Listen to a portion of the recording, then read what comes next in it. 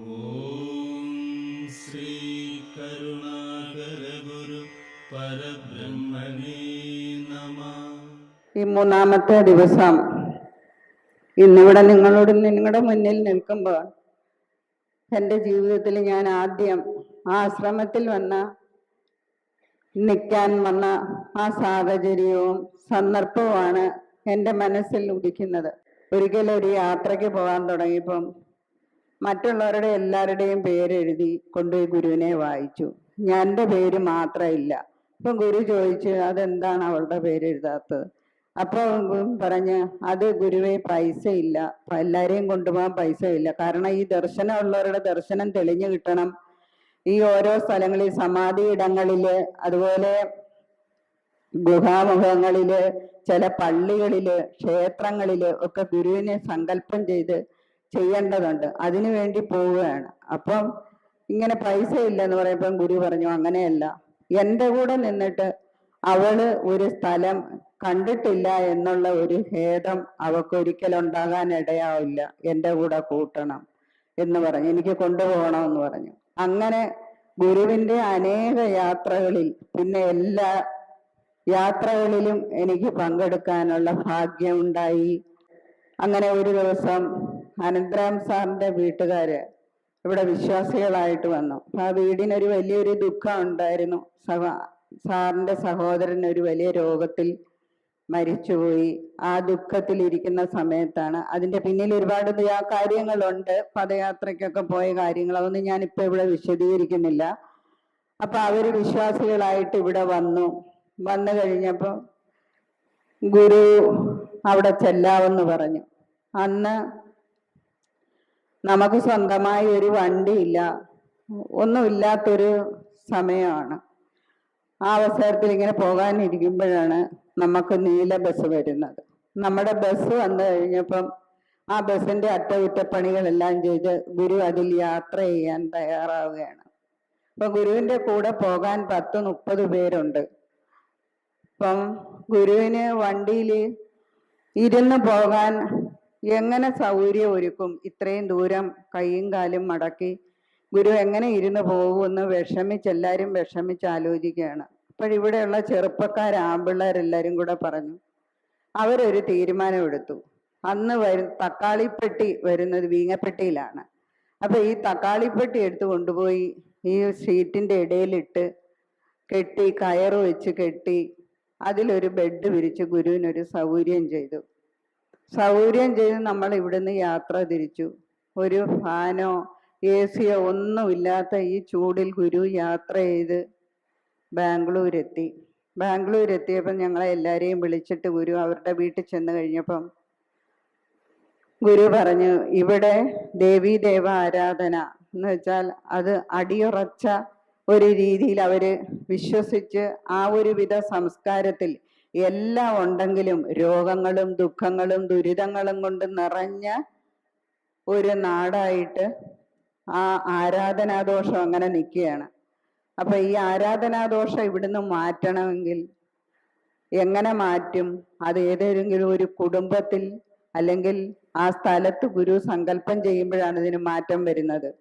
അപ്പം ഗുരു ആ വീട്ടിലിരുന്ന്, അപ്പൊ ആ വീട്ടുകാരെങ്ങനെയാണ് ഗുരുവിനെ ആ ആരാധനാ സ്വഭാവം മാറ്റിയതും സ്വീകരിച്ചതും എന്ന് ചോദിച്ചാൽ, കളവും എല്ലാം വരച്ച് ഹോമകുണ്ഡം ഒരുക്കി ഹോമകുണ്ഡത്തിനകത്ത് ഇരുത്തി പൂജ ചെയ്ത് അവിടുത്തെ ഈ ദേവാരാധന മൊത്തവും മാറ്റി. എന്നിട്ട് ഞങ്ങളോട് എല്ലാവരോടും ആ സമയത്ത് പറഞ്ഞു, നിങ്ങൾ ഇങ്ങനെ പ്രാർത്ഥിക്കണം, ഈ കർണാടക സംസ്കാരം തന്നെ മാറ്റിമറിക്കുന്ന ഒരു സംഭവം, ഒരിടം നമുക്കിവിടെ ഉണ്ടാകണം എന്ന് നിങ്ങൾ പ്രാർത്ഥിക്കെല്ലാവരും എന്ന് പറഞ്ഞ് പ്രാർത്ഥിച്ചിട്ട് ഗുരു ആ പ്രതിഷ്ഠമായ എല്ലായിടത്തും മാറ്റിയിട്ട് നമ്മുടെ ഓങ്കാരം അവിടെ സ്ഥാപിച്ചു. ഇത് കണ്ടു കഴിഞ്ഞപ്പം, ഇതെല്ലാം ചെയ്തു കഴിഞ്ഞിട്ട് ഗുരു ദർശനമുള്ളവരോട് ചോദിച്ചു, എന്ത് കിട്ടി എന്ന് ചോദിച്ചു. എന്താണ് കണ്ടത് എന്ന് ചോദിച്ചു. കണ്ടതെന്ന് ചോദിച്ചപ്പം അവർ പറഞ്ഞത്, ഈ വീടിന് എന്ത് നന്മയാണ് ഉണ്ടാകുന്നതെന്ന് ചോദിച്ചു. അപ്പം ഗുരു ഇവര് പറഞ്ഞു, ഇവിടെ ഒരു പെൺകുഞ്ഞ് ജനിക്കും എന്ന് കണ്ടിരിക്കുവാണ്. അത് ഇവരെ ആരെയും പോലെ ആയിരിക്കത്തില്ല. ശരീരപ്രകൃതം പോലും അങ്ങനെ ഇവരുടേതായിരിക്കത്തില്ല. ഒരു കുട്ടി ജനിക്കും, അത് സന്യാസിയായിട്ട് മാറുമെന്ന് പറഞ്ഞു. അപ്പം അങ്ങനെ ഈ കാര്യം പറഞ്ഞെങ്കിലും പിന്നീട് കുട്ടി ജനിച്ചു, ആ കുട്ടി പഠിച്ചു, വളർന്നു വരുന്നു.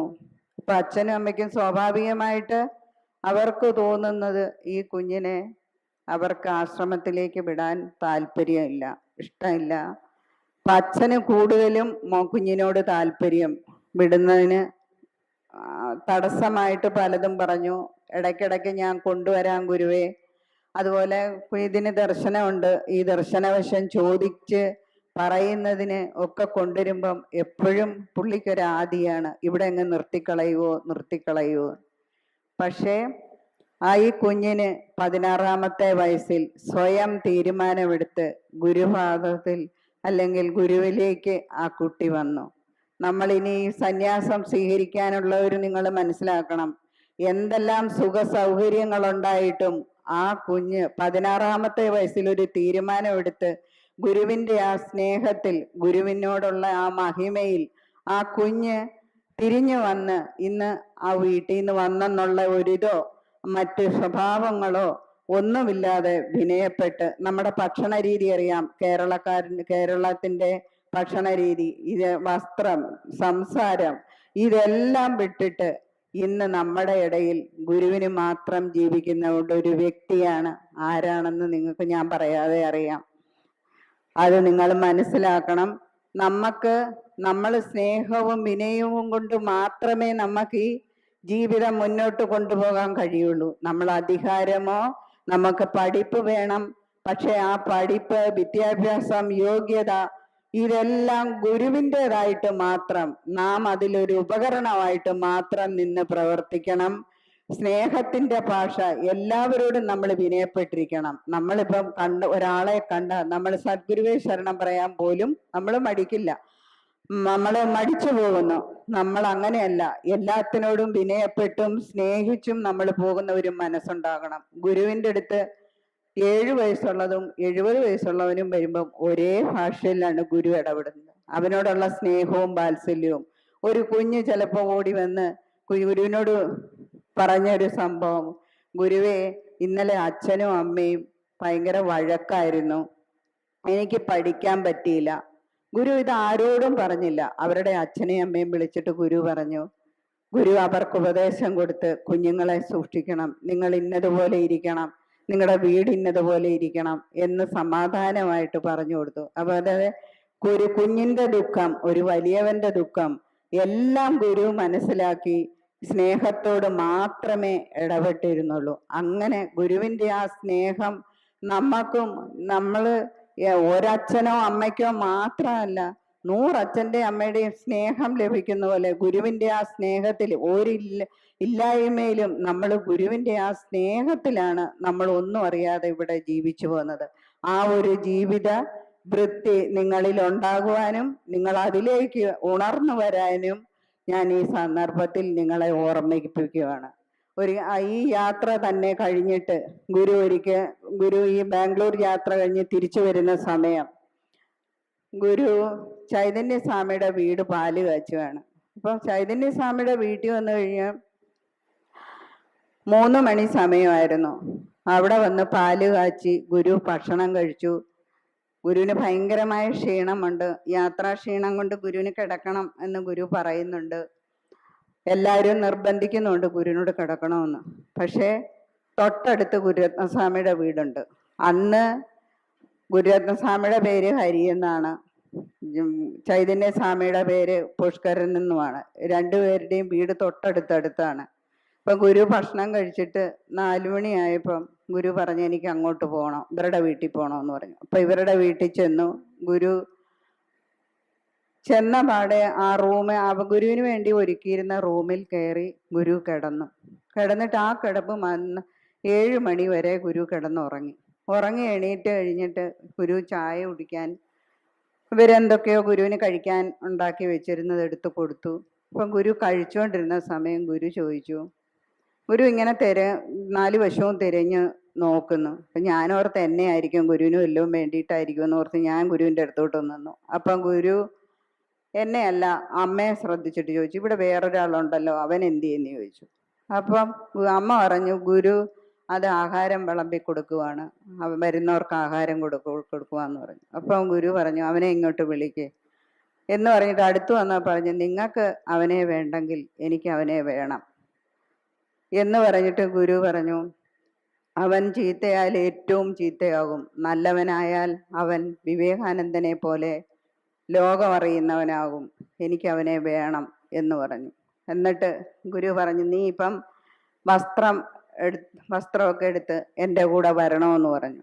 അപ്പം ഗുരു അത് കഴിഞ്ഞ് ചൈതന്യസ്വാമിയെ നോക്കിയിട്ട് പറഞ്ഞു, നിനക്ക് ദർശന അനുഭവം ഉണ്ട്, നീ ഈ ദർശനം അവസ്ഥയിൽ നീ ഇത് തെളിഞ്ഞു കിട്ടാനായിട്ട് നീ എൻ്റെ കൂടെ വരണം, നീ എൻ്റെ അടുത്ത് കൂടെ നിന്നാലേ അത് ശരിയാവുള്ളൂ എന്ന് പറഞ്ഞു. അപ്പം രണ്ടുപേരും അവിടുന്ന് ഗുരുവിൻ്റെ കൂടെ യാത്ര തിരിച്ച് ആശ്രമത്തിൽ വന്നു. അപ്പം ഞാൻ ഈ പറഞ്ഞത് എന്താണ്, നമ്മൾ വിചാരിക്കും ഒരു വ്യക്തി എന്തായിരിക്കും, അവർക്ക് കുറ്റമുണ്ട്, കുറവുണ്ട്, സകലതും ഉണ്ടെന്ന് വിചാരിക്കും. പക്ഷേ ഗുരുവിന് ഓരോ വ്യക്തിയിലും, ഓരോ കുഞ്ഞിലും, കറുപ്പിലും വെളുപ്പിലും ഒന്നുമല്ല, ഗുരു കാണുന്ന ഒരു അറിവുണ്ട്, ഒരു തിരിച്ചറിവുണ്ട്, ഒരു കരുതലുണ്ട്. ആ കരുതലിൽ കൊണ്ടുവന്നതാണ്. ഇപ്പൊ തന്നെ ഗുരുവിന്റെ പാലക്കാട് ആശ്രമം ഇരിക്കുന്നത് ഗുരുവിന്റെ ഒരു ജന്മസ്ഥലമാണ്. അവിടുന്ന് തന്നെ സന്യാസിമാരും സന്യാസിനിമാരും ഇപ്പം ഗുരുവിന്റെ ഓരോ സങ്കല്പ സ്ഥലങ്ങളിൽ പോകുന്നിടത്തും ഇങ്ങനെയുള്ള പ്രത്യേകതകളുള്ള യാത്രകളായിരുന്നു ഗുരുവിൻ്റെത്. അങ്ങനെയുള്ള യാത്രകളിൽ ഇപ്പോൾ വന്നിരിക്കുന്നത് ജന്മഗൃഹത്തിൽ നിന്ന് തന്നെ 3-4 പേര് വന്നിരിക്കുന്നു, ഇനി എത്രയോ പേര് വരാനിരിക്കുന്നു. ഇങ്ങനെ ഗുരു പോകുന്ന ഓരോ സ്ഥലങ്ങളിലും എത്രയോ കുഞ്ഞുങ്ങൾ, ജനിച്ചതും ജനിക്കാനിരിക്കുന്നതുമായ കുഞ്ഞുങ്ങൾ ഇതിലേക്ക് വരാനിരിക്കുന്നു. അതുകൊണ്ട് ഗൃഹസ്ഥാശ്രമികളായ നമ്മൾ ഓരോ ജീവിതത്തിലും, നമ്മുടെ ഓരോ ചലനത്തിലും നമ്മുടെ വീടിനെ അത്രയും ശുദ്ധമാക്കിയും, വീടിനെ ചിട്ടയോടും കൂടി ആശ്രമം വീട് പോലെ ഇരിക്കണമെന്ന് നമ്മൾ ഒറ്റ വാക്കിൽ പറയും. എങ്ങനെ ആശ്രമം വീട്ടിലിരിക്കണം? നമ്മളെല്ലാ രീതിയിലും ശുദ്ധമായിട്ടും നമ്മൾ പ്രാർത്ഥനയോടും കൂടി ഇരിക്കണം. നമ്മൾ ഒരു ദിവസം പ്രാർത്ഥിച്ച് പിന്നീട് നമ്മൾ പ്രാർത്ഥന നിർത്തുകയല്ല, സദാ നമ്മുടെ മനസ്സിൽ ആ പ്രാർത്ഥന നിലനിർത്തിക്കൊണ്ട് നമ്മുടെ ആ ഹൃദയത്തെ ഗുരുവിൽ അർപ്പിച്ച് എപ്പോഴും നമുക്കൊരു എനർജി ഉണ്ടായിക്കൊണ്ടിരിക്കുന്ന വിധത്തിൽ നമ്മൾ ആ പ്രാർത്ഥനാ സങ്കല്പത്തെ നമ്മുടെ ജീവിതത്തിൽ കൊണ്ടുപോകുന്ന ഒരു രംഗം നമുക്കുണ്ടാകണം. ഗുരു അത്ര കഷ്ടപ്പെട്ട് ഞാൻ എൻ്റെ വീട്, എനിക്കായിട്ടൊരു വീട് എന്ന് പറയുന്നത് ഏതാണ്? ഈ ഇങ്ങനെ പോകുന്ന വീടുകളെയാണ്. അതുകൊണ്ട് നമ്മൾ വീട് അത്ര വിധത്തിൽ നമ്മൾ സൂക്ഷിക്കുകയും ആ ഭാഗത്ത് കൊണ്ടുപോവുകയും വേണം. പിന്നെ ഗുരുവിൻ്റെ 60-ാം വയസ്സിന് ഒരു പ്രത്യേകതയുണ്ടായിരുന്നു. എന്തെന്ന് വെച്ചാൽ ഗുരു നമുക്കറിയാം, ബ്രഹ്മനിശ്ചയത്തിൽ കാത്തു സൂക്ഷിച്ചു വന്ന ഒരു ജീവനാണ്. ആ ജീവൻ ജന്മം കൊണ്ട നാളെ ഇങ്ങനെ ഒരു സങ്കല്പം ഉണ്ടായിരുന്നു. ആത്മീയ അവസ്ഥയിൽ എന്തെല്ലാം കാര്യങ്ങൾ നേടിയെടുക്കണോ അതെൻ്റെ ജീവിതത്തിൽ നേടിയെടുക്കണം. 60 വയസ്സിനകത്ത് എനിക്കെല്ലാം ആത്മീയ അവസ്ഥയിൽ നേടിക്കിട്ടണം എന്നൊരു സങ്കല്പം ഗുരുവിനുണ്ടായിരുന്നു.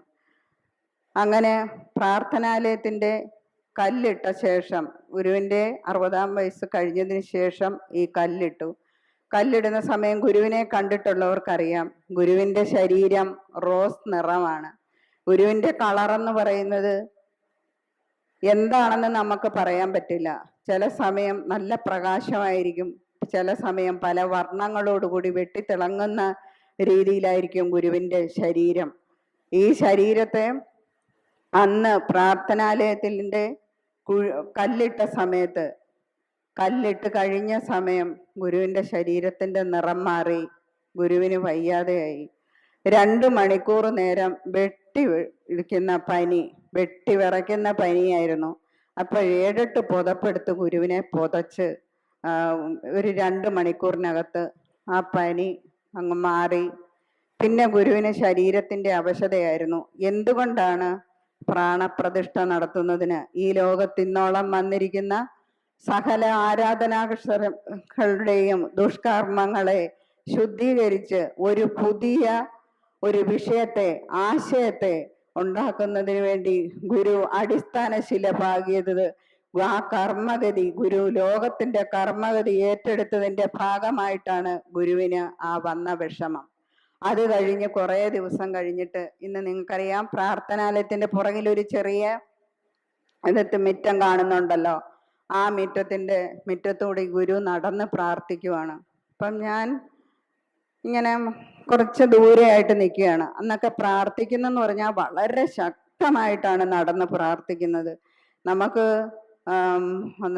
അടുത്തോട്ട് ചെല്ലാൻ തോന്നത്തില്ല, അതുപോലെ ശക്തിയായിട്ടുള്ള പ്രാർത്ഥനയാണ്. കൈ തിരുമി, ഗുരുവിന്റെ കളറിന് വ്യത്യാസം വന്ന് ഈ ലോകത്തുള്ള സകല ശക്തികളെയും കൈക്കുള്ളിൽ പിടിച്ച് ഞെരിക്കുന്ന പോലെ കൈ ഇങ്ങനെ തിരുമി, അങ്ങനെയൊക്കെയാണ് ഗുരു പ്രാർത്ഥിക്കുന്നത്. അങ്ങനെ ഞാനിങ്ങനെ അടുത്ത് നിൽക്കുന്ന സമയത്ത് ഇപ്പൊ നടന്ന് കറങ്ങി ഇങ്ങ് വരുന്ന സമയം ഗുരു എങ്ങനെയോ താഴെ വീണു.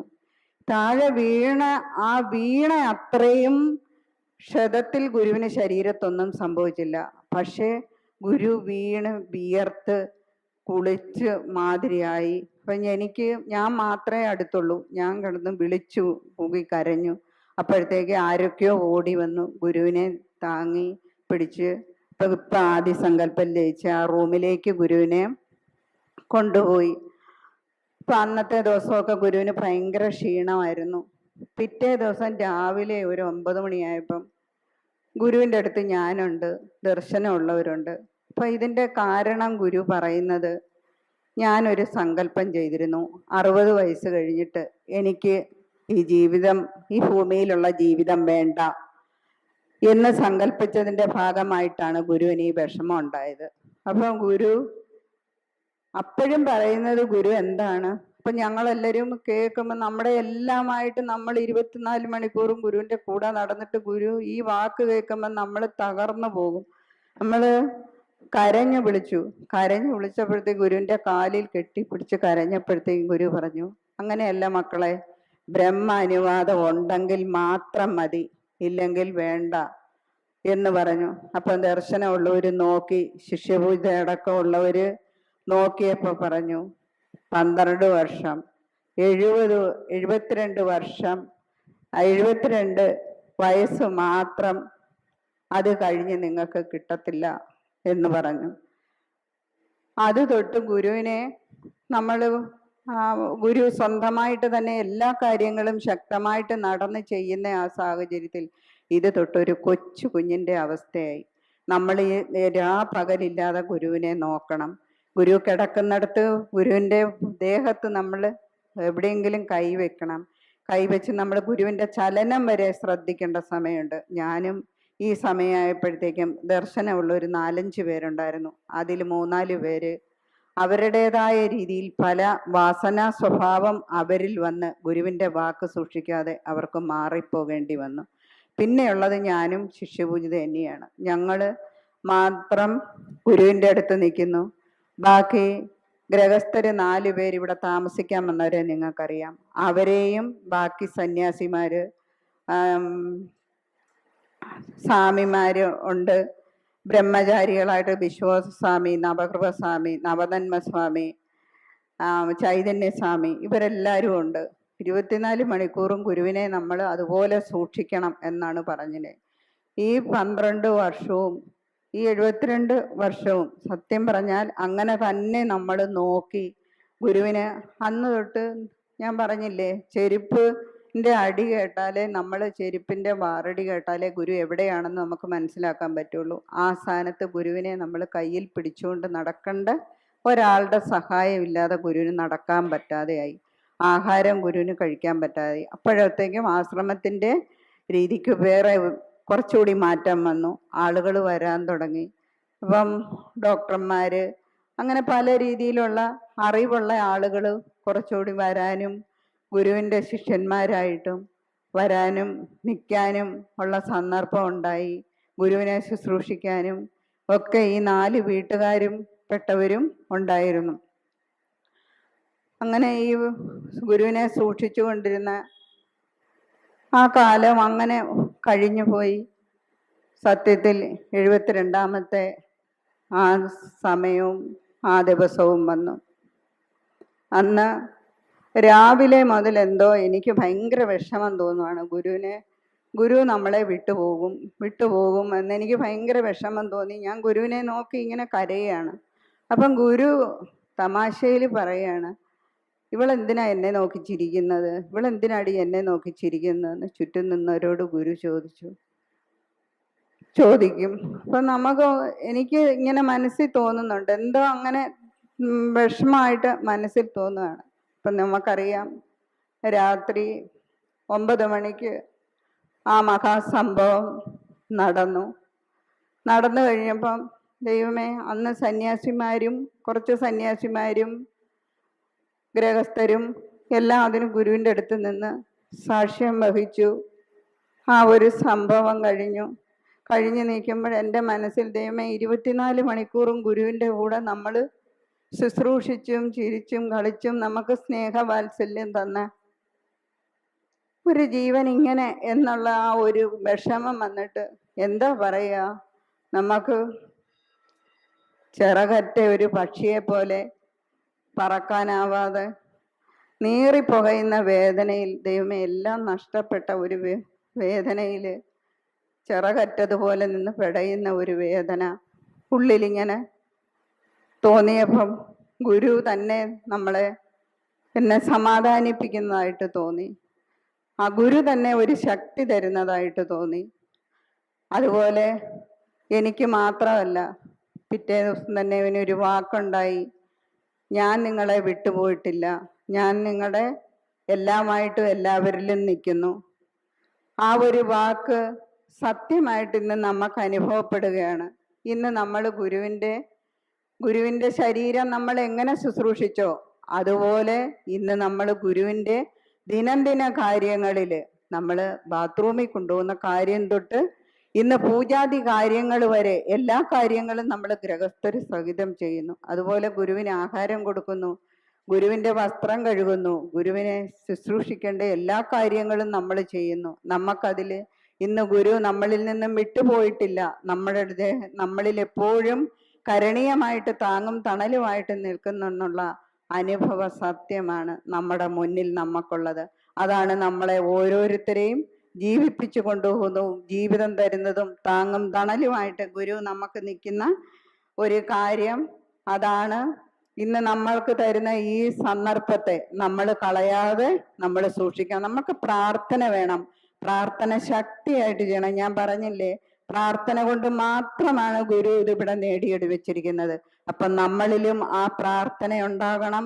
ആ പ്രാർത്ഥനയുടെ ഒരു എനർജി അല്ലെങ്കിൽ ഒരു പോസിറ്റീവ് എനർജി ആയിട്ട് നമ്മൾ കണ്ട് ആ പ്രാർത്ഥന എപ്പോഴും നമ്മളിൽ ഉണ്ടാവണം. നമ്മൾ പ്രാർത്ഥനാലയത്തിൽ നിൽക്കുമ്പോൾ മാത്രമല്ല, നമ്മൾ ഏത് സമയത്തും എപ്പോഴും നമ്മൾ നടക്കുമ്പോഴും എടുക്കുമ്പോഴും എല്ലാം നമ്മൾ സ്നേഹവും വിനയവും നമ്മുടെ സത്യസന്ധതയും നമ്മൾ സൂക്ഷിച്ചാൽ നമ്മളിൽ ആ രൂപം മുമ്പിലോ പിൻപിലോ നമ്മുടെ ഹൃദയത്തിലോ നമുക്ക് കാണാൻ പറ്റും. ഇതെൻ്റെ അനുഭവമാണ്. നിങ്ങൾ ഓരോരുത്തരും പ്രാർത്ഥന ചെയ്യണമെന്ന് ഞാൻ പറയുന്നത്, ഇപ്പം നിങ്ങൾ ഒരാൾ ആഹാരം കൊടുക്കാൻ വന്നാൽ നമുക്കറിയാം ആഹാരം കൊടുക്കുന്നവര് അവർക്ക് എങ്ങനെയുള്ളതാണ്. ഇപ്പം ഗുരു എന്തിനു വേണ്ടിയിട്ടാണ് ആഹാരം കൊടുക്കുന്നത്? ചിലർക്ക് രോഗം, വിഷമം, ചില വിവാഹങ്ങൾ നടക്കാതെ, അതൊക്കെ മഹാഭാവശക്തിയുടെ അടിമയായിട്ട് നിൽക്കുന്നത് കൊണ്ടാണ്. ചിലരുണ്ടെങ്കിലും കൊടുക്കാൻ അറിയത്തില്ല, കൊടുത്താൽ അത് ശുദ്ധമായില്ല. അങ്ങനെയൊക്കെ ഒരുപാട് ദോഷവശങ്ങൾ നമ്മളിലുള്ളത് കൊണ്ടാണ് നമുക്ക് ഇങ്ങനെയുള്ള ഒരു അവസരം തരുന്നത്. അത് കൊടുക്കുമ്പോൾ നമുക്കറിയാം അവരെങ്ങനെയുള്ളവരാണ്. പ്രാർത്ഥന അവർക്ക് വേണ്ടി പ്രാർത്ഥിക്കുമ്പോഴറിയാം പ്രാർത്ഥനയുള്ള വീടാണോന്ന്. അതുകൊണ്ട് ഞാൻ വീണ്ടും വീണ്ടും പറയുവാണ്, നമ്മൾ ശക്തമായിട്ട് നമ്മൾ പ്രാർത്ഥിക്കുക. നമ്മുടെ പ്രാർത്ഥനയും കർമ്മവും എപ്പോഴും നമ്മളിൽ ഉണ്ടാവുക. ഗുരുവിനെ ഇടമുറിയാതെ നമ്മൾ ഗുരുവിനെ പ്രാർത്ഥിച്ചാൽ ഗുരുവിൻ്റെ കാരുണ്യവും അനുഗ്രഹവും നമുക്കുണ്ടാകുമെന്നുള്ളത് തീർച്ചയാണ്. അതിൽ നമ്മൾ വിശ്വസിച്ച് നമ്മുടെ മനസ്സിനെ നമ്മൾ ഉറപ്പിക്കുക. അതുപോലെ തന്നെ നമ്മൾ വിശ്വസിക്കുന്ന വകയെ ഒരിക്കലും നമ്മൾ തള്ളിപ്പറയാൻ ഇടയാകരുത്. തെറ്റായ വാക്ക് ഉപയോഗിക്കാൻ പാടില്ല. നമുക്ക് എന്ത് വന്നാലും, ഒരു വേദന വരുമ്പം, ഒരു വിഷമം വരുമ്പം എല്ലാം നമ്മൾ പറയും അതെന്താണ് അങ്ങനെ വന്നത്, അല്ലെങ്കിൽ നമ്മൾ അതിനെ നിസ്സാരമായിട്ട് പറയുന്ന ഒരു കാഴ്ചപ്പാടുണ്ട്. അങ്ങനെ പറയാൻ പാടില്ല എന്നുള്ള ഒരു സംഭവത്തിൽ ഗുരു ഒരു കാര്യം പറഞ്ഞത് ഞാനിപ്പോൾ ഓർമ്മിക്കുകയാണ്. അത് ഗുരുവിൻ്റെ വീട്ടിൽ നടന്ന കാര്യം തന്നെയാണ്. ഇപ്പം ഗുരുവിനൊരു കുടുംബക്ഷേത്രമുണ്ട് എന്ന് നമുക്കെല്ലാവർക്കും വായിച്ചറിയാം. ഗുരു സംസാരിച്ചതിൽ നിങ്ങളെല്ലാം പറഞ്ഞു കേട്ടിട്ടുണ്ട്. അപ്പൊ അങ്ങനെ വരുന്ന സമയത്ത് ഈ കുടുംബക്ഷേത്രത്തിൽ അതിൻ്റെ ഉത്തരവാദിത്തങ്ങൾ ചെയ്യുന്ന അമ്മാവനായിരുന്നു. അപ്പൊ അമ്മാവന് ഉത്സവം വന്നു, ഉത്സവ സമയം വന്നു. അവിടുത്തെ ഉത്സവം നടത്തുന്നത് ഈ അമ്മാവനാണ്. സകല കാര്യങ്ങളും ഉത്സവത്തിനുള്ള എല്ലാ കാര്യങ്ങളും ഇദ്ദേഹം ഓടി നടന്ന് ചെയ്തു കഴിഞ്ഞിട്ട് വീട്ടിൽ വന്ന് കയറിയപ്പോൾ കാണുന്നത് അമ്മാവന്റെ മോന് ശരീരം മൊത്തം മസൂരി വന്ന് നിറഞ്ഞിരിക്കുന്നു. അപ്പോഴത്തേക്ക് ഇദ്ദേഹത്തിന് ദേഷ്യം വന്നിട്ട് പറഞ്ഞു, ഞാൻ ഇത്രയും കഷ്ടപ്പെട്ട് ഓടി നടന്ന് ഇതൊക്കെ ചെയ്തിട്ട് എനിക്ക് ഇതാണോ ചെയ്തു വെച്ചിരിക്കുന്നത് എന്നും പറഞ്ഞു മോനെ വിളിച്ചു കയ്യെ പിടിച്ചു കൊണ്ടുപോയി ക്ഷേത്രത്തിൽ ചെന്ന് ക്ഷേത്രവാതിൽ ദേഷ്യം വന്ന് തള്ളി തുറന്നിട്ട് ഇതിനകത്തോട്ട് തള്ളിയിട്ടിട്ട് പറഞ്ഞു, നാളെ നേരം വെളുക്കുന്നതിന് മുമ്പ് എനിക്ക് ഇതെല്ലാം മാറ്റി തന്നേക്കണം, അല്ലെങ്കിൽ ഞാൻ ഇതെല്ലാം കൂടെ അങ്ങ് പൊളിച്ചടുക്കും എന്ന് പറഞ്ഞിട്ട് പോയി. രാവിലെ വന്ന് നോക്കുമ്പം ദേഹത്ത് ഒരു പാടുമില്ല, എല്ലാം സുഖമായി. ഉത്സവം ഗംഭീരമായിട്ട് നടന്നു. എല്ലാം നടന്നതിന് ശേഷം അന്ന് തൊട്ട് തുടങ്ങി ആ വീടിൻ്റെ അധപതനം. വലിയ അറയും നിരയും ഒക്കെയുള്ള വലിയ വീടായിരുന്നു, വലിയ സാമ്പത്തിക സ്ഥിതിയൊക്കെയുള്ള വീടായിരുന്നു. പക്ഷേ അവിടം ദാരിദ്ര്യവും രോഗവും കൊണ്ട് നിറഞ്ഞിട്ട് വീടിൻ്റെ ധനനഷ്ടവും വീടിൻ്റെ ഓരോ ഭാഗങ്ങളും പെറുക്കി വിറ്റ് പെറുക്കാൻ തുടങ്ങി. അവസാനം ആ സ്ഥലവും വിറ്റ് അവരവിടുന്ന് നാല് വഴിക്കായിട്ട് നശിച്ചു പോകേണ്ട ഒരു കർമ്മം ഉണ്ടായി. ഇത് തലമുറകളിലേക്ക് പോലും വ്യാപിക്കുന്ന ഒന്നായിട്ട് മാറും എന്ന് ഗുരു പറഞ്ഞു. ഗുരു ഇത് പറഞ്ഞു തന്നിട്ട്, നിങ്ങൾ ഒന്നും അറിയാതെ എൻ്റെ കൂടെ നിൽക്കുവാണ്, നിങ്ങൾ വളരെ സൂക്ഷിച്ച് വാക്കുകൾ പറയണം, പെരുമാറണം എന്ന് ഗുരു പറഞ്ഞ ഒരു ഉദാഹരണമാണിത്. അത് വളരെ സൂക്ഷിച്ച് നമ്മൾ പെരുമാറുകയും അതുപോലെ നമ്മൾ എല്ലാവരും തന്നെ നമുക്കൊരു വിഷമം വരുമ്പം നമ്മൾ വാക്കുകൾ ഉപയോഗിക്കുന്നത് സൂക്ഷിച്ചു വേണമെന്ന് ഞാൻ ഈ അവസരത്തിൽ ഓർമ്മിപ്പിക്കുകയാണ്.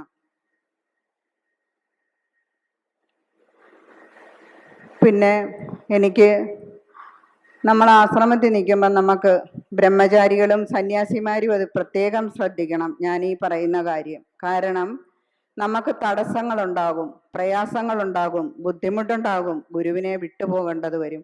പക്ഷെ ഞാൻ ആശ്രമത്തിൽ നിന്നിട്ടും എനിക്ക് ഇത് വന്നല്ലോ എന്നൊരിക്കലും ധരിക്കരുത്. അവിടെ ഗുരുവിൻ്റെ വാക്കാണ് നമ്മൾ സത്യമായിട്ട് സൂക്ഷിക്കേണ്ടത്. ഗുരുവിനോടുള്ള സ്നേഹമാണ് നമ്മളെ അവിടുന്ന് രക്ഷപ്പെടുത്തുന്നത് എന്ന് നിങ്ങൾ ഓർമ്മിക്കണം. ഞാൻ ആശ്രമത്തിൽ നിന്ന് 9 വർഷം ആയപ്പോൾ എനിക്ക് വീട്ടിൽ നിന്ന് എന്നെ കൊണ്ടുപോകാനായിട്ട് ആള് വന്നു. അപ്പൊ ഇതിനിടയ്ക്ക് അവരെന്നെ വിവാഹം കഴിക്കണം എന്ന് പറഞ്ഞ് പല പ്രാവശ്യം നിർബന്ധിച്ചു. അപ്പൊ ഇതിനൊന്നും വഴങ്ങാതിരുന്നു കഴിഞ്ഞപ്പോഴത്തേക്കും ഇവരെന്ത് ചെയ്തു, അമ്മയ്ക്ക് ഒരു ഓപ്പറേഷൻ ഉണ്ടായപ്പം അമ്മയ്ക്ക് കാണണം എന്നും പറഞ്ഞ് ഇവർ വന്ന് സഹോദരനെ പറഞ്ഞു വിട്ടു. ഞാൻ വീട്ടിൽ പോകുന്ന സമയം വീട്ടിൽ ചെന്നപ്പം അമ്മയ്ക്ക് വയ്യ. അപ്പം ഗുരു എന്നോട് പറഞ്ഞു വിട്ടു, നീ അമ്മയ്ക്ക് എന്തെങ്കിലും ആഹാരം ഉണ്ടാക്കി കൊടുത്തിട്ടേ വരാവുള്ളെന്ന്. അപ്പൊ ഇവിടുന്ന് കൊണ്ടുപോകുമ്പം ഈ ഗുരുവിന് ഇത് ചതിയെല്ലാം മനസ്സിലായി. കൊണ്ടുപോയിട്ട് തിരിച്ചു കൊണ്ടുവരാതിരിക്കാനാണെന്നുള്ള ഇത് ഗുരുവിന് മനസ്സിലായിട്ട് ഗുരു സഹോദരനോട് പറഞ്ഞു, നീ എഴുതി ഒപ്പ് വെച്ചിട്ട് ഇത്ര സമയത്തിനുള്ളിൽ നീ തന്നെ ഇവിടെ കൊണ്ടുവന്ന് വിടും എന്ന് നീ പറയണം, അങ്ങനെ ചെയ്തിട്ട് പോണമെന്ന് പറഞ്ഞു. അപ്പം സഹോദരൻ അതുപോലെ തന്നെ കൗണ്ടറിൽ ചെന്ന് എഴുതി ഒപ്പിട്ടിട്ട് എന്നെ കൂട്ടിക്കൊണ്ടുപോയി. ഞാൻ വീട്ടിൽ ചെല്ലുന്ന സമയം അമ്മയ്ക്ക് സുഖമില്ലാതെ കിടക്കുവാണ്. അമ്മയ്ക്ക് ഒരു നേരത്തെ ആഹാരം കൊടുക്കണമെന്ന് പറഞ്ഞതുകൊണ്ട് ഞാൻ തന്നെ പെട്ടെന്ന് എല്ലാം ഉണ്ടാക്കി കൊടുത്തു. ഈ സമയം കൊണ്ട് വീടിനകത്തും പുറത്തും എല്ലാ ആളുകൾ നിറഞ്ഞു. ബന്ധുക്കളും അയൽവാസികളും എല്ലാവരും വന്നിട്ട് എന്നെ അങ്ങ് വഴക്ക് പറയണം, നീ എന്തിനും പോകുന്നു, അച്ഛനെയും അമ്മയും നോക്കി ഇവിടെ നിൽക്കണം, ആശ്രമത്തിൽ പോകണ്ട, എന്തിനാണ് ആശ്രമത്തിൽ പോകുന്നത് എന്നൊക്കെ ചോദിച്ച് എന്നെ വഴക്ക് പറയുന്നുണ്ട്. അപ്പം ഇതൊന്നും ശ്രദ്ധിക്കാതെ ഞാൻ നിന്ന് ചെയ്യിക്കുമ്പോൾ 2 അച്ഛന്മാർ വന്നു പള്ളിയിൽ നിന്ന്. അപ്പൊ ഇവരോട് ഇതൊക്കെ പറഞ്ഞു വെച്ചിട്ടാണ് എന്നെ കൊണ്ടുപോകുന്നത്. അപ്പോൾ അച്ഛന്മാർ വന്ന് എന്നോട് പറഞ്ഞു, നിനക്ക് ലോകപരിചയമൊന്നും ആയിട്ടില്ല, നീ ആശ്രമത്തിൽ നിൽക്കണ്ട, നീ അച്ഛനെയും അമ്മയും നോക്കി നീ വീട്ടിൽ നിൽക്കണം. പക്ഷെ എനിക്ക് 2 സഹോദരങ്ങളുണ്ട്, അവർ വിവാഹിതരാണ്, അവർക്ക് നോക്കാൻ പറ്റും. പക്ഷെ ആശ്രമത്തിൽ നിർത്തണ്ട എന്നുള്ള ആ ഒരു വാശിയിലാണ് എന്നെ നിർത്താതിരിക്കുന്നത്. അപ്പോൾ എനിക്ക് ഇങ്ങനെ ഇവർ സംസാരിച്ചുകൊണ്ടിരുന്ന സമയം ഗുരു പറഞ്ഞിട്ടുണ്ട്, 2 മണിക്കൂറിനകത്ത് അവൾ വീട്ടിൽ നിൽക്കരുത്, അതിൽ കൂടുതൽ സമയം നീ നിൽക്കരുത് എന്ന് പറഞ്ഞിട്ടുണ്ടായിരുന്നു. അപ്പോൾ എനിക്ക് എങ്ങനെയെങ്കിലും വീട്ടിൽ നിന്ന് ഇറങ്ങി പോരണം. ഞാൻ എന്ത് ചെയ്തു, ഇവരെല്ലാവരും കൂടെ വീടിൻ്റെ മുൻവശത്തും വരാന്തയിലും എല്ലാം ഇരുന്ന് തിണ്ണയിലും എല്ലാം ഇരുന്ന് സംസാരിക്കുന്ന സമയത്ത് ഞാൻ വീടിൻ്റെ അടുക്കള വശത്തൂടെ ഇറങ്ങി റോഡിൽ കയറി കഴിഞ്ഞപ്പോൾ അച്ഛൻ ഓടി വന്ന് എൻ്റെ കയ്യിൽ പിടിച്ചപ്പം ദൈവമേ, ഞാൻ അങ്ങ് പെട്ടുപോയതുപോലെയായി. ഇനി എനിക്ക് ഒരു രക്ഷയില്ല, അച്ഛനാണ് കയ്യിൽ പിടിച്ചിരിക്കുന്നത്, ഞാൻ എന്ത് ചെയ്യും ഗുരുവേ എന്ന് ഞാൻ ഇങ്ങനെ ഗുരുവിനെ വിളിച്ച് വിളിച്ചപ്പോഴത്തേക്കും അടുത്ത് നിന്ന സഹോദരൻ പറഞ്ഞു, അവളുടെ കയ്യിൽ നിന്ന് വിട്, അവളുടെ ഇഷ്ടം എന്താണോ ആ ഇഷ്ടത്തിലേക്ക് അവളെ വിടണം. ഇങ്ങനെ ഞാൻ എഴുതി ഒപ്പുവെച്ചിരിക്കുവാണ്. ഇപ്പം എന്തെങ്കിലും ഒരു ഇത് വന്നു കഴിഞ്ഞാൽ നിങ്ങൾ സ്റ്റേഷനിൽ കയറേണ്ടി വരും, അവളുടെ ജീവിതം അവളുടെ ഇഷ്ടം എന്താണ് ആ ഇഷ്ടത്തിലേക്ക് വിടാൻ പറഞ്ഞു. അങ്ങനെ അച്ഛൻ എന്നെ കയ്യിൽ നിന്ന് വിട്ടു. ഇവർ വീണ്ടും സംസാരവും തർക്കവും വഴക്കുമാണ്. അപ്പം ഞാൻ എന്ത് ചെയ്തു, ഞാൻ പെട്ടെന്ന് നടന്നു. തടം പോലുള്ളൊരു വഴിയാണ്, ബസ് സ്റ്റോപ്പിൽ വരണമെങ്കിൽ ഒരു 2 കിലോമീറ്ററെങ്കിലും നടന്നു വന്നെങ്കിലേ പറ്റുള്ളൂ. അപ്പം നടന്ന് ഞാൻ വരുമ്പം ഇവരോട് വഴക്കിട്ടിട്ട് സഹോദരൻ എൻ്റെ പുറകെ വരുന്നുണ്ട്. ഞാൻ പറഞ്ഞു, വരണ്ട, ഞാൻ പൊക്കോളാം എന്ന് പറഞ്ഞു. ഞാൻ വന്നതും ഗുരു പറഞ്ഞു, താഴോട്ട് പോകുന്ന ബസ്സാണെങ്കിൽ പിന്നെ കല്ലാർ ആശ്രമത്തിലേക്കാണ്, മുകളിലോട്ട് പോകുന്ന ബസ്സാണെങ്കിൽ കുമളിയിലേക്കാണ്, ഏത് ബസ് കിട്ടുന്നോ നീ അതിൽ കയറിക്കോണോ എന്ന് പറഞ്ഞു. അപ്പം ഗുരു എൻ്റെ ഒരു കവറിൽ കുറച്ച് പൈസ എൻ്റെ കയ്യിൽ തന്നിരുന്നു. ഞാൻ എന്ത് ചെയ്തു, ഈ ബസ് നടന്ന് ചെല്ലുന്നതും ബസ് വന്നത് കുമളിയിലേക്കുള്ള ബസ്സാണ്. അപ്പം ഞാൻ അതിൽ കയറി. പക്ഷെ എനിക്ക് യാത്ര ചെയ്ത് പരിചയമില്ല, എങ്ങോട്ട് പോകണമെന്ന് അറിഞ്ഞുകൂടാ. ഞാൻ കുമളി 2-ാം മൈലിൽ ചെന്നിറങ്ങി. അവിടെ ചെന്ന് ബസ് നിർത്തിയപ്പോൾ അവിടെ ഇറങ്ങിയിട്ട് എങ്ങോട്ട് പോകണമെന്ന് അറിഞ്ഞുകൂടാ. ചന്നം പിന്നെ മഴ പെയ്യുന്നുണ്ട്, മണി 6 അപ്പം അഭയാനിയുടെ അച്ഛനും അന്നത്തെ സെക്രട്ടറി രാമേന്ദ്രൻ എന്ന് പറഞ്ഞ ഒരാളും കൂടി അവിടെ വന്നു. എന്നോട് ചോദിച്ചു, മോളെന്താ ഇവിടെ നിൽക്കുന്നത്? അപ്പം ഞാൻ കാര്യങ്ങൾ പറഞ്ഞപ്പോഴത്തേക്കും എന്നോട് പറഞ്ഞു, മോൻ വിഷമിക്കണ്ട, വാ നമുക്ക് ആശ്രമത്തിൽ പോകാമെന്ന് പറഞ്ഞു. അപ്പം എന്നെ കൂട്ടിക്കൊണ്ട് ആശ്രമത്തിൽ ചെന്നു. ആശ്രമത്തിൽ ചെന്ന് കഴിഞ്ഞപ്പോൾ അവിടെ ആശ്രമം എന്ന് പറയാൻ പോലും ഇല്ല, ഒരു ചെറിയ ഒരു കുടിൽ പ്രാർത്ഥനാലയവും ഒരു ആഹാരം വെച്ച് കഴിക്കാനുള്ള ഒരു ചെറിയ ഇടവും ഉണ്ട്. അപ്പം അവിടെ ചെന്നപ്പം ഈ അമ്മമാർ ഒക്കെ സന്ധ്യാപ്രാർത്ഥനയ്ക്ക് വന്നവരുണ്ട്. അപ്പം അഭയാനിയുടെ അമ്മയുടെ കൂടെ അമ്മമാർ പറഞ്ഞു, ഇവിടെ ആണുങ്ങൾ മാത്രമാണ് താമസിക്കുന്നത്, ഞങ്ങൾ വീട്ടിൽ കൊണ്ടുപോയിക്കോളാം എന്ന് പറഞ്ഞു. അപ്പം എന്നാൽ സ്വാമി പറഞ്ഞു, അപ്പം നമ്മുടെ സത്യപ്രകാശ് സ്വാമിയാണ് അന്ന് അവിടെ ബ്രഹ്മേരിയായിട്ട് നിൽക്കുന്നത്. സ്വാമി പറഞ്ഞു, വേണ്ട, ആശ്രമത്തിൽ നിന്ന് വന്ന ഒരാളെ സ്വന്തം വീട്ടിൽ കിടക്കാൻ സമ്മതിച്ചില്ല, പിന്നെ ഇനി നിങ്ങൾ കൊണ്ടുപോയി വീട്ടിൽ കിടത്തണ്ട, ഞാനിവിടെ കിടത്തിക്കോളാം എന്ന് പറഞ്ഞ് സ്റ്റോറിലെ സാധനങ്ങളെല്ലാം പെറുക്കി അടുക്കി ഒരു ചെറിയ സൗകര്യത്തിൽ ഒരു കട്ടിലും എടുത്തിട്ട് അഭയാനിയുടെ അമ്മ എനിക്ക് കൂട്ടിന് തന്നു.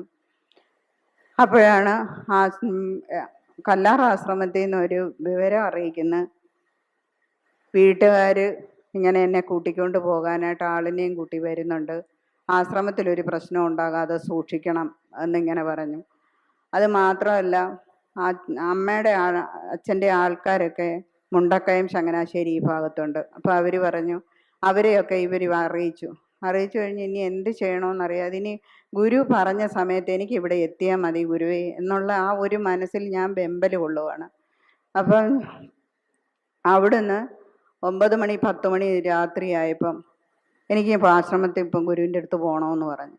അങ്ങനെ ഞാൻ ഇവരെന്നെ കയറ്റി, സ്വാമി ഈ ബ്രഹ്മചാരിയാണ്, സ്വാമി 2-3 പേരെ കൂടെ കൂട്ടി എന്നെ വണ്ടി കയറ്റി വിട്ടു. അപ്പോൾ കമ്പം തേനി വഴിയുള്ള വണ്ടിയിലാണ് വന്ന് തമ്പാനൂർ വന്ന് വണ്ടി വന്ന് നിന്നു. വണ്ടിയിൽ നിന്നുള്ള ആളുകളെല്ലാം ഇറങ്ങിപ്പോയി.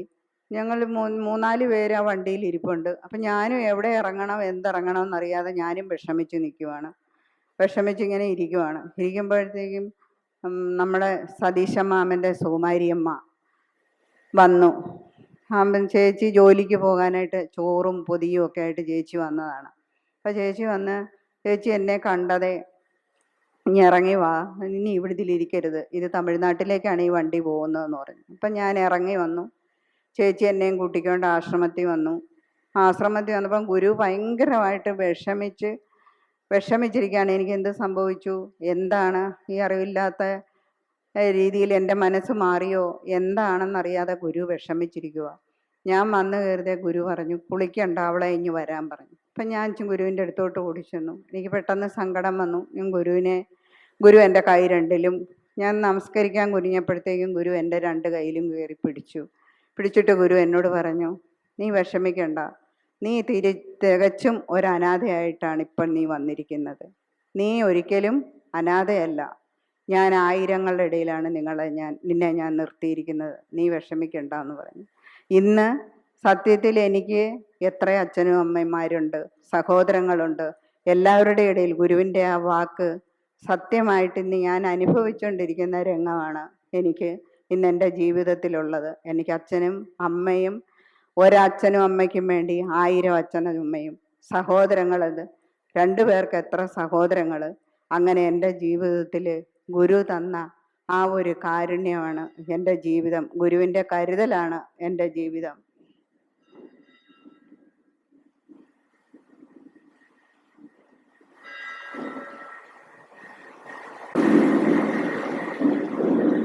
അതുപോലെ നമുക്ക് തോന്നും ഗുരുവിൻ്റെ അടുത്ത് നിൽക്കുമ്പോൾ നമുക്ക് രോഗം വരരുത്, വിഷമം വരരുത് എന്നൊക്കെ നമ്മൾ ചിന്തിക്കും. പക്ഷെ നമ്മുടെ എന്താ പറയുക, നമ്മുടെ കർമ്മഗതിയിൽപ്പെട്ട അല്ലെങ്കിൽ നമ്മുടെ ജീവനിലുള്ള ആ ഘട്ടം കടത്തിവിടാൻ നമുക്ക് രോഗമായിട്ടും വിഷമമായിട്ടും അപവാദമായിട്ടും പല വിഷമങ്ങളും നമ്മുടെ ജീവിതത്തിൽ നമുക്ക് സംഭവിക്കും. എൻ്റെ അനുഭവത്തിലുണ്ടായ ഒരു സംഭവമാണ്. ഇപ്പം ഞാൻ പറഞ്ഞല്ലോ, ഗുരുവിൻ്റെ അടുത്ത് നമ്മൾ ഇങ്ങനെ രാത്രിയും പകലും ഗുരുവിന് ഉറക്കമില്ലാതെ ഗുരുവിനെ വീശി നമ്മൾ രാത്രിയും പകലും കഴിഞ്ഞിട്ടുള്ള കാര്യം. ആ ഒരു സമയത്ത് ഞാനിങ്ങനെ, എനിക്ക് അന്ന് 32 വയസ്സ് പ്രായം. ആ സമയത്ത് ഞാൻ ഗുരുവിൻ്റെ അടുത്ത് നിന്ന് വീശിക്കൊണ്ട് നിൽക്കുകയാണ്. വീശിക്കൊണ്ടിരിക്കുമ്പോൾ എനിക്ക് ചെറിയൊരു കാലിനൊരു വേദന തോന്നി. എന്താണെന്ന് ഞാൻ ശ്രദ്ധിച്ചില്ല. ഒരുപാട് സമയം നിന്നതുകൊണ്ടാണെന്ന് ഞാൻ വിചാരിച്ചു. ഞാൻ പിറ്റേ ദിവസം നേരം വെളുത്തപ്പം കാല് വലിയ രീതിയിൽ വീർത്തിരിക്കുന്നു, നീര് വെച്ച് പഴുത്ത് പൊട്ടാറായിരിക്കുവാണ്. അപ്പം കാലനക്കാൻ പറ്റുന്നില്ല, കാല് നീര് വെച്ചിരിക്കുന്നു. ഗുരു ഇത് കണ്ട് വിഷമിച്ച് വിമലായിനി എന്ന് ഗുരുവിനോട് പറഞ്ഞു, ഗുരുവേ ഇങ്ങനെ ഒരു കാലിലൊരു പാട് കാണുന്നു, എന്താണെന്ന് അറിയത്തില്ല. അപ്പം ഗുരു പറഞ്ഞു, അത് പൊട്ടിച്ച് കളടിയെന്നു. അത് പൊട്ടിച്ച് കഴിഞ്ഞപ്പോഴത്തേക്കും ഒരു ദിവസം കൊണ്ട് ഇത്രയും പഴുപ്പും സംഭവങ്ങളുണ്ടാകുമെന്ന് അറിയത്തില്ല. അതേ രീതിയിൽ എൻ്റെ കാല് പഴുത്തിരിക്കുന്നു.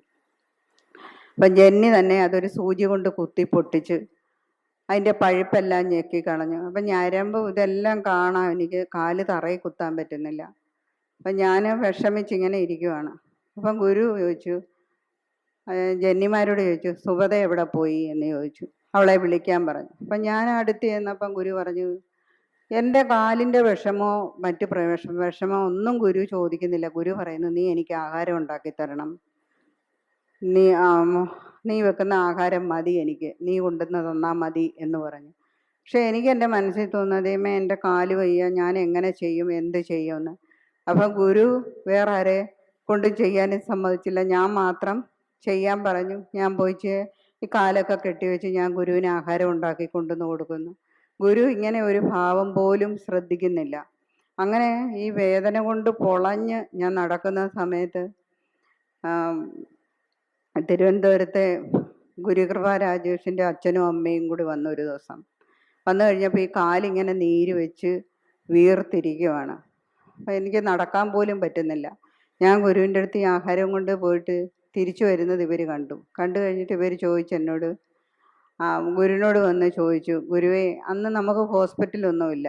ഗുരു പറഞ്ഞു, ഗുരുവിനോട് ചോദിച്ചു, ഗുരുവേ ഞങ്ങൾ തിരുവനന്തപുരത്ത് കൊണ്ടുപോയി നമ്മുടെ കാറിൽ തന്നെ കൊണ്ടുപോയി മെഡിക്കൽ കോളേജിൽ കൊണ്ടുപോയി ഇതിന് മരുന്നൊക്കെ വെച്ച് കെട്ടി മരുന്നും വാങ്ങിച്ചുകൊണ്ട് വരട്ടെ എന്ന് ചോദിച്ചു കഴിഞ്ഞപ്പം ഗുരു പറഞ്ഞു, എടാ അവിടെ കാല് നിങ്ങൾക്ക് രക്ഷപ്പെടുത്താൻ പറ്റും, അവിടെ ജീവനെ നിങ്ങൾക്ക് രക്ഷപ്പെടുത്താൻ പറ്റുമോ എന്ന് ചോദിച്ചു. അപ്പോൾ എന്താണ് ഗുരു നമ്മുടെ ജീവനെ അല്ലെ ജീവിതത്തിൽ ഉണ്ടാകുന്ന ആ വിഷമത്തെ നമുക്ക് മാറ്റിയെടുക്കുന്നതിന് വേണ്ടിയിട്ട് രോഗമായിട്ടും വിഷമമായിട്ടും ദുഃഖമായിട്ടും നമ്മളിൽ തരുന്ന ആ ഇതിനെ നമ്മൾ ഗുരു പറയുന്ന വാക്കനുസരിച്ച് അല്ലെങ്കിൽ നമ്മൾ ആ കടമ്പ കടക്കുന്നതിന് വേണ്ടിയിട്ട് ഉറച്ച വിശ്വാസവും സ്നേഹവും കൊണ്ട്, ഗുരുവിനോടുള്ള സ്നേഹം കൊണ്ട് മാത്രമേ നമുക്കത് കടന്നു പോകാൻ പറ്റൂ എന്നുള്ള അനുഭവമാണ് എൻ്റെ ജീവിതത്തിൽ ഉണ്ടായതെന്ന് ഞാൻ എൻ്റെ ഗുരുവിൽ നിന്ന് എനിക്ക് പഠിക്കാൻ കഴിഞ്ഞു.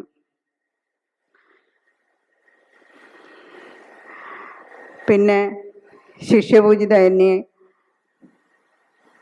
ശിഷ്യപൂജിതന്യയുടെ ഒരു പ്രത്യേകത എന്ന് പറഞ്ഞാൽ,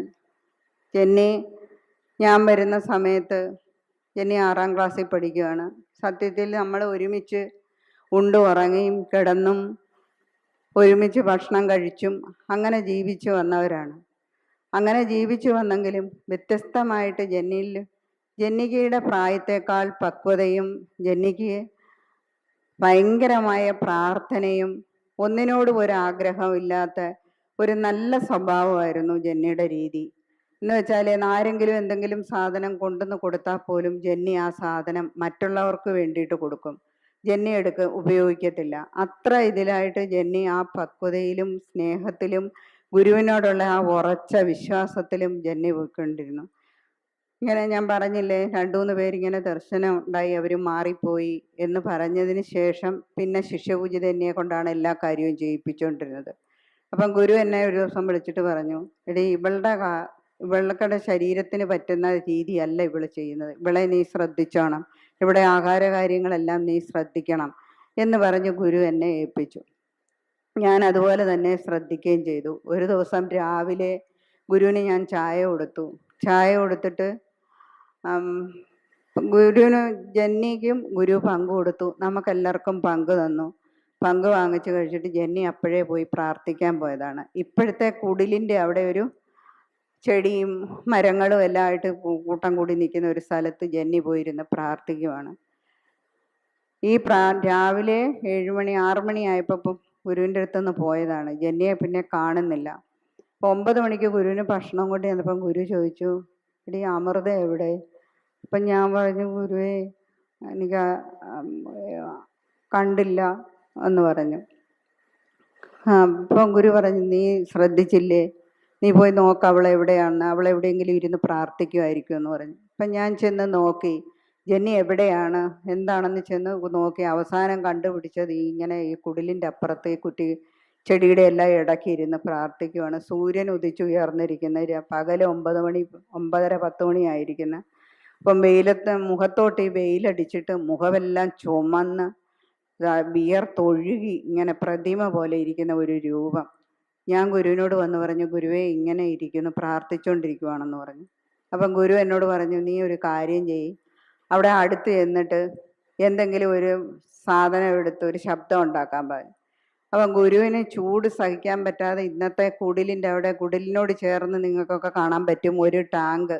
ആ ടാങ്കിനകത്ത് വെള്ളം നിറച്ചിട്ട് ഗുരുവിന് ഫാനോ AC ഒന്നും ഇല്ലാത്തതുകൊണ്ട് ആ കുടിലിൽ ആഹാരം കൊടുക്കുന്ന കുടിലാണ് ഗുരു ഇരിക്കുന്നത്. ഒരു ചെറിയ തണുപ്പ് കിട്ടുന്നതിന് വേണ്ടിയിട്ട് ആ ടാങ്കിൽ വെള്ളം നിറച്ചിട്ടേക്കും. എന്നിട്ട് ഗുരു അതിൻ്റെ അകത്തിരുന്നിട്ടുണ്ട്.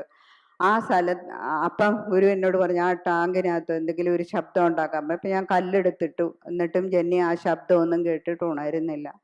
ഗുരുവിനോട് ചെന്ന് പറഞ്ഞപ്പം ഗുരു പറഞ്ഞു, നീ എന്തെങ്കിലും ഒരു സാധനം എടുത്ത് തറയിൽ അടിക്കാൻ പറഞ്ഞു. അപ്പം ഞാൻ ചെന്ന് എന്ത് ചെയ്തു, അവിടെ ഒരു കവളിമടൽ കിടന്നെടുത്ത് തറയിൽ അടിച്ചിട്ടും ജെന്നി എണീക്കുന്നില്ല. അവസാനം ഗുരുവിൻ്റെ അടുത്ത് എന്ന് പറഞ്ഞപ്പം ഗുരു പറഞ്ഞു, നീ അടുത്ത് എന്നിട്ട് ഗുരു എന്ന് ചെവിയിൽ പറയാൻ പറഞ്ഞു. അപ്പം ഞാൻ ഗുരു എന്നിങ്ങനെ ചെവി പറഞ്ഞു കഴിഞ്ഞപ്പം ശിഷ്യപൂജിത എണീറ്റ് വന്നു. പതുക്കെ എണീക്കാൻ പറ്റുന്നില്ല. അവിടുന്ന് ഞാൻ പതുക്കെ പിടിച്ചു കൊണ്ടുവന്ന് ജെന്നിയെ ഗുരുവിൻ്റെ അടുത്ത് കൊണ്ടുവന്നപ്പോൾ ഗുരു ഇങ്ങനെ ഈ ഭാഗത്തായിട്ട് ഇങ്ങനെ പിടിച്ചു. കുറേ സമയം പിടിച്ചു കഴിഞ്ഞതിന് ശേഷമാണ് ജെന്നിക്ക് ശരിക്കുള്ള ബോധം വന്നത്. അപ്പം ഗുരു നമ്മളെ എല്ലാവരെയും വിളിച്ചിട്ട് പറഞ്ഞു, ഇത് പ്രാർത്ഥിച്ചിരുന്ന ജീവനങ്ങ് പ്രകാശത്തിൽ ലയിച്ചതാണ്. അപ്പം ഞാൻ ശരീരത്തോടെ ഇരിക്കുന്നത് കൊണ്ട് കുഴപ്പമില്ല, അല്ലെങ്കിൽ ഇത് തിരിച്ചു വരാൻ പാടാണ് എന്ന് പറഞ്ഞു. അത്ര രീതിക്ക് ജെന്നിയുടെ പ്രാർത്ഥന സങ്കല്പം ആ ഒരു രീതിയിൽ ജെന്നി ചെയ്തതിൻ്റെ പിന്നിലാണ് ഇന്ന് ജെന്നി ഈ സ്ഥാനത്തെത്തിയിരിക്കുന്നത്, ഗുരു നമുക്ക് തന്നിരിക്കുന്നത്. ഒരു സന്യാസ ജീവിതം കൊണ്ടോ അല്ലെങ്കിൽ ഒരു വസ്ത്രദീക്ഷ കൊണ്ടോ സന്യാസ ദീക്ഷ കൊണ്ടോ ഒന്നും നേടിയെടുക്കാൻ പറ്റാവുന്നതല്ല. ബ്രഹ്മം ഗുരുവിനെ സൂക്ഷിച്ചതുപോലെ ഗുരു ശിഷ്യപൂജിതെ സൂക്ഷിച്ച് നമുക്ക് വേണ്ടി ദാനം ചെയ്തു തന്നിരിക്കുന്ന ഒരു ഭാഗത്താണ് ഇന്ന് ജന്യെ നമുക്ക് തന്നിരിക്കുന്നത്. ഇന്ന് നമുക്ക് താങ്ങായിട്ടും തണലായിട്ടും എല്ലാ രീതിയിലും ജന്നി നമുക്ക് ഇതായിട്ട് നിൽക്കുന്നു. ഗുരുവിൻ്റെ ആ സ്നേഹം തരുന്നു. ഗുരുവിൻ്റെ അടുത്ത് നിന്നതുപോലെ ഞാൻ ജന്നിയുടെ അടുത്ത് നിൽക്കുന്നു. സത്യത്തിൽ ഞങ്ങളുടെ ആദ്യകാലത്ത് എന്തും നമുക്ക് തുറന്നു പറയാനും, നമുക്ക് ഞാൻ പറഞ്ഞു പ്രായത്തിനേക്കാൾ പക്വതയുണ്ടായിരുന്നു. എന്തും തുറന്നു പറയാനും എടുക്കാനും ഉള്ള ഒരു സ്വാതന്ത്ര്യവും സ്നേഹവും ജന്നിക്കുണ്ടായിരുന്നു. സത്യത്തിൽ ആദ്യകാലത്ത് എൻ്റെ ഒരു നല്ല സുഹൃത്തിനെ പോലെ ആയിരുന്നു. ഇന്ന് എൻ്റെ ഗുരുസ്ഥാനത്താണ് ശിഷ്യപൂജിത. അങ്ങനെ നമുക്ക് എല്ലാവർക്കുമായിട്ട് ദാനമായിട്ട് തന്നിരിക്കുന്ന ആ സംഭവമാണ് ഇന്ന് ശിഷ്യപൂജയെന്ന് നമുക്കെല്ലാവർക്കും അറിയാം. പിന്നെ എന്ന് പറയുന്നത് ഇപ്പോഴിവിടെ സന്യാസ ദീക്ഷ സ്വീകരിക്കാൻ പോകുന്നവർ പ്രത്യേകിച്ചും അവർ ശ്രദ്ധിക്കണം. അവർക്ക് അവരുടെ മനസ്സിനെ അവർ സൂക്ഷിക്കുക. ഗുരുവിനോടുള്ള സ്നേഹവും ഭക്തിയും ആദരവും നമുക്ക് ഉറച്ച മനസ്സോടുകൂടി ഉണ്ടായിരിക്കണം. നമ്മുടെ മനസ്സിനെ സൂക്ഷിക്കണം. സത്യത്തിൽ ഞാനെന്ന് പറയുന്നത് ബ്രഹ്മചാരികൾ, സന്യാസിമാര്, ഞാൻ 99 ശേഷം മാത്രമേ ജന്യമാരുടെ കൂടെ നിന്നിട്ടുള്ളൂ. അതുവരെ ഞാൻ ഗുരുവിൻ്റെ കൂടെയായിരുന്നു. അപ്പം ഗുരുവിൻ്റെ കൂടെ ഇത്രയും സന്യാസിമാരും ബ്രഹ്മചാരികളുടെ ഇടയിൽ നിൽക്കുമ്പോൾ സത്യത്തിൽ ഞാനൊരു പെണ്ണായിട്ട് എനിക്ക് തോന്നിയിട്ടില്ല. ഞാൻ അവരുടെ ഒരാളായിട്ടെന്നതുപോലെ എനിക്ക് തോന്നിയിട്ടുള്ളൂ. ഒരുമിച്ച് ഒരാൾ കാല് തടവും, ഒരാൾ കൈ തടവും. ഇങ്ങനെ നിൽക്കുമ്പോഴും ഗുരു പറയും, നിങ്ങളുടെ മനസ്സിനെ നിങ്ങൾ സൂക്ഷിച്ചോണം. എന്നിട്ട് ഗുരു ഒരിക്കൽ എന്നോട് പറഞ്ഞു, എടി ഈ നിൽക്കുന്ന ആൺപിള്ളേർക്കെല്ലാവർക്കും അവർക്കൊരവകാശമുണ്ട്. ആ അവകാശം എന്നോട് അവർക്കുണ്ട്. അത് പൂർത്തിയാക്കാനാണ് നിൽക്കുന്നത്. നിനക്കൊരവകാശമുണ്ട്. നീ ആ അവകാശം പൂർത്തിയാക്കാനാണ് നിൽക്കുന്നത്. അപ്പം ഇപ്പം ഗുരു പറഞ്ഞു, നിങ്ങൾ ഇവിടെ നിൽക്കുന്നതിൽ പല പേർക്കും ചിലപ്പോൾ നമ്മുടെ സഹോദരൻ കാണും, സഹോദരി കാണും, ഭാര്യ കാണും, ഭർത്താവ് കാണും. ഇങ്ങനെ പല ജന്മാന്തര ബന്ധങ്ങളുള്ളവരാണ് നമ്മൾ ഒരുമിച്ച് ചേർന്നിരിക്കുന്നത്. ആ ഒരു സ്വാതന്ത്ര്യത്തിൽ അല്ലെങ്കിൽ ആ ഒരു വഴിയിൽ നമുക്ക് തെറ്റുവരാൻ പാടില്ല. തെറ്റുവരാതെ നമ്മൾ സൂക്ഷിക്കണം. നമ്മുടെ കർമ്മഗതി തെറ്റുവരാതെ നമ്മൾ സൂക്ഷിക്കുന്ന ഭാഗത്ത് നമ്മുടെ മനസ്സിനെ സൂക്ഷിക്കണം. ആണോ പെണ്ണോ ആരോ നമ്മുടെ കൂടെ ഏത് രീതിയിൽ എങ്ങനെ നിന്ന് പ്രവർത്തിച്ചാലും നമ്മുടെ മനസ്സ് ചലനമറ്റ് വേറൊരു രീതിയിൽ ചലിച്ചു പോകാൻ ഇടയാകാതെ നമ്മുടെ മനസ്സ് തൻ്റെ ഇടമായിട്ടും ഐശ്വര്യമായിട്ടും നമ്മൾ പൂർണ്ണമായിട്ടും ഗുരുവിൽ വിശ്വസിച്ച് ഗുരുവിൻ്റെ ആ മനസ്സിലെ ഗുരു അല്ലാതെ മറ്റൊന്നില്ല എന്നുള്ള ആ മനോഭാവത്തോടു കൂടി നമ്മൾ പോകണം. അതുപോലെ നമ്മുടെ ഗുരുവിൻ്റെ ശരീരത്തിനെ നമ്മൾ നമസ്കരിക്കുന്നത്, നമ്മൾ പ്രാർത്ഥിക്കുന്നത്, ഗുരുവിൻ്റെ ശരീരം എന്ന് പറഞ്ഞാൽ നമ്മൾ എന്തും നമുക്ക് കിട്ടുന്നതാണ്. നമ്മൾ ഗുരുവിനെ സ്മരിക്കുമ്പോൾ തന്നെ, ഗുരുവിനെ പ്രാർത്ഥിക്കുമ്പോൾ തന്നെ, അല്ലെങ്കിൽ നമ്മൾ ഗുരുവിന് വേണ്ടി എന്ത് ചെയ്യുമ്പോഴും നമുക്ക് കിട്ടുന്ന ഫലം മറ്റൊന്നാണ്. ഒരിക്കല് ഒരു സംഭവം ഉണ്ടായി. ഇപ്പം നമ്മളൊക്കെ തന്നിരിക്കുന്നതെന്ന് പറഞ്ഞാൽ, ഞാൻ പറഞ്ഞില്ലേ ഗുരുവിൻ്റെ ശരീര ശുശ്രൂഷ. ആ ശുശ്രൂഷയ്ക്ക് ഇന്ന് എല്ലാവർക്കും അത് ചെയ്യാൻ പറ്റിയെന്ന് വരില്ല. പക്ഷെ അതിനുള്ള കർമ്മങ്ങൾ ഗുരു നമുക്ക് തന്നിരിക്കുവാണ്. ഒരിക്കൽ ഗുരുവിനെ നമ്മൾ നമസ്കരിക്കുന്നു. അപ്പൊ ഇങ്ങനൊരു സംഭവം ഉണ്ടായത് ഞാൻ പറയുകയാണ്. ഗുരുദർശന സമയത്ത് ഗുരു ഇരുന്ന് ഇങ്ങനെ ആളുകളെ കണ്ടുകൊണ്ടിരിക്കുന്ന സമയത്ത് ഒരാൾ വന്ന് ഗുരുവിനെ നമസ്കരിച്ചു കഴിഞ്ഞപ്പം ഗുരു കാല് പുറകോട്ട് വലിച്ചു ചോദിച്ചു, എന്താണ്? ഒരു പ്രായമുള്ള ഒരാളാണ്. അപ്പൊ ചോദിച്ചു, എന്താണ് കാലിന് എന്താണ് വേദനയുണ്ടോ, എന്ത് പറ്റി കാലിൽ, എന്താണ് കാലിലെന്ന് ചോദിച്ചു. അപ്പൊ ഇദ്ദേഹം കാല് കാണിച്ചു കൊടുത്തു. ഇപ്പൊ ഈ കാലിൽ എന്താണ്? ഒരു വലിയ മുറിവ്, അത് ചേന ചെത്തിയതുപോലെ വെള്ളം പറ്റിയിരിക്കുന്നു. അപ്പം ഗുരു ചോദിച്ചു, ഇതിനെന്ത് ചെയ്തു? ഇതിനെല്ലാ ചികിത്സയും ചെയ്തു ഗുരുവേ, ഇനി ഒന്നും ചെയ്യാനില്ല എന്ന് പറഞ്ഞു. അപ്പൊ ചോദിച്ചു, ദൈവവിശ്വാസം ഉണ്ടോ? അപ്പൊ പറഞ്ഞു, എനിക്ക് ആ വിഷയത്തോട് താല്പര്യമില്ല എന്ന് പറഞ്ഞു. അപ്പം ഗുരു പറഞ്ഞു, 2 ദിവസം ഇവിടെ നിൽക്കാൻ പറ്റുമോ എന്ന് ചോദിച്ചു. അപ്പം നിൽക്കാമെന്ന് പറഞ്ഞു. അങ്ങനെ ഇവിടെ നിന്ന് കഴിഞ്ഞ് മൂന്നാമത്തെ ദിവസം അദ്ദേഹം എന്ത് ചെയ്തു, ഗുരുവിന് പോലെ ഗുരു ദർശന സമയത്ത് ഗുരുവിൻ്റെ അടുത്ത് വന്നു. ഗുരുവിൻ്റെ കാലിൽ കെട്ടിപ്പിടിച്ച് കരഞ്ഞു. കരഞ്ഞപ്പം ഗുരു എന്താണെന്ന് ചോദിച്ചപ്പോൾ ഈ കാല് കാണിച്ചു കൊടുത്തപ്പോൾ കാല് ഉണങ്ങിയിരിക്കുന്നു. അപ്പൊ ശിഷ്യപൂജിതയെ വിളിച്ചിട്ട് ഗുരു പറഞ്ഞു, നീ ഇതെന്താണെന്ന് നോക്കാൻ പറഞ്ഞു. നോക്കി പറഞ്ഞത് ഇങ്ങനെയാണ്: ഇദ്ദേഹം ഒരു സന്യാസി എന്ന് പറഞ്ഞാൽ സാധാരണ ഇപ്പം നമ്മൾ കണ്ടാലൊന്നും തോന്നത്തില്ല. ഒരു ചപ്രവേഷത്തിൽ നടക്കുന്ന ഒരാളെ കണ്ടു കഴിഞ്ഞപ്പോൾ ഇദ്ദേഹം എന്ത് ചെയ്തു, ഒരു കാലുകൊണ്ട് ഒരു ചവിട്ട് കൊടുത്തപ്പോൾ ഈ മനുഷ്യൻ ഈ സന്യാസി തിരിഞ്ഞു നോക്കിയിട്ട് പറഞ്ഞു, ദൈവമേ എന്ന് വിളിച്ച് നടക്കുന്ന എന്നെ നീ ഇത് ചെയ്തെങ്കിൽ നിനക്ക് ദൈവവിചാരമില്ലാതെ പോട്ടെ. ഈ ഒരു ശാപമാണ് ഇദ്ദേഹത്തിന് ഈ രോഗം വരാൻ കാരണം. അതാണ് ദൈവവിചാരമില്ലാതെ പോയത്. ഇത്ര വലിയ മഹാഭാവശക്തികളാണ് നമ്മുടെ ഗുരുവിനെ സ്പർശിക്കുമ്പോൾ, ഗുരുവിൻ്റെ ശരീരത്തൊന്ന് തൊടുമ്പോൾ നമുക്ക് മാറിപ്പോകുന്നത്. അത്ര ആ ഒരു മഹാപവറിൽ ഗുരുവിൻ്റെ കാരുണ്യം നമുക്കിപ്പോഴും നിപ്പുണ്ട്. അപ്പം നമ്മൾ എപ്പോഴും ആ ഗുരുവിൻ്റെ കാരുണ്യത്തെ നമ്മൾ പിടിച്ചു പറ്റിയും നമ്മളുടെ ജീവിതത്തെ നമ്മൾ സൂക്ഷിച്ചും അതേ രീതിയിൽ നമ്മൾ കൊണ്ടുപോകാൻ പ്രാപ്തരാകണം. ഇപ്പം ബ്രഹ്മചാരികളായിട്ട് കുറേ കുട്ടികൾ ഇപ്പോഴിവിടെ വന്നിട്ടുണ്ട്.